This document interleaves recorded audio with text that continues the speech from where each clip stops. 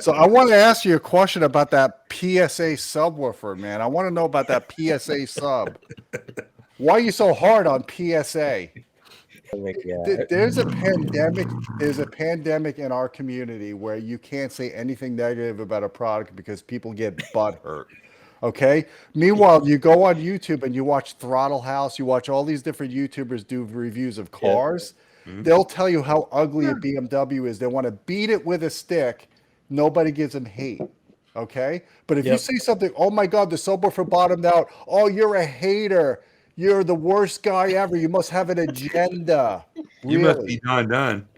What is wrong? Yeah. Why do people have so much hurt-feelioma in audio? That's my beer, by the way, Blue Moon. I don't know, man. The fact that somebody, I'm not saying the owner had called me out in the forums because I asked for a discount. Yes, I did. I know we discussed this last week, Don. I mean, who doesn't ask for a discount? Why would anything?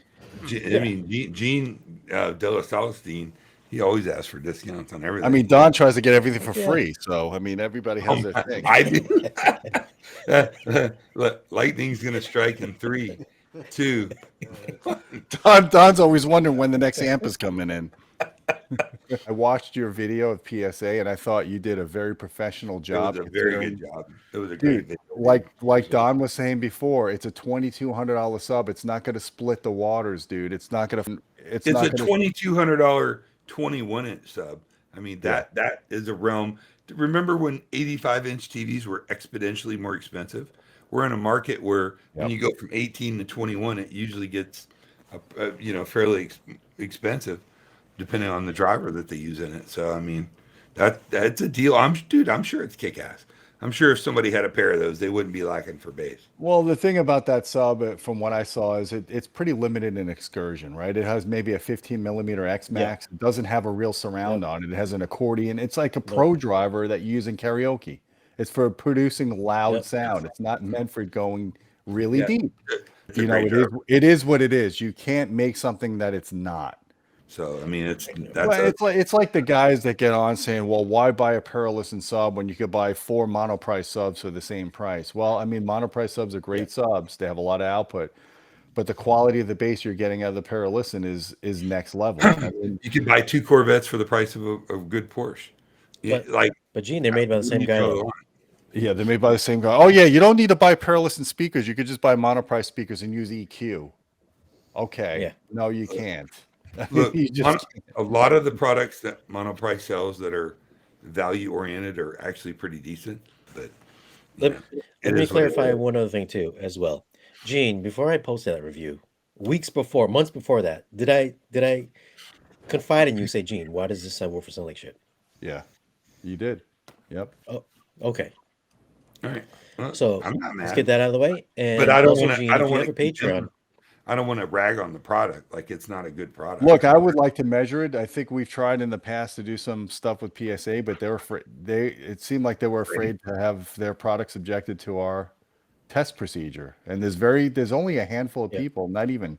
I could count how many people in one hand and still have fingers left that measure subwoofers the way we measure them. But doing the CEA 2010 test, by doing long-term compression tests, I mean, nobody's doing that. Because you can't, it's hard to do. You got to take it outside in a field. You can't do it in your house.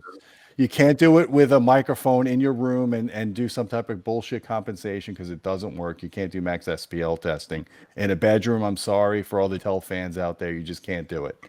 So there's a way that you have to do this. You either put it on a 90-foot pole, which is difficult to do, or you do it in a ground plane environment, which is what we do. We have James Larson do, and we have Matthew Pose do.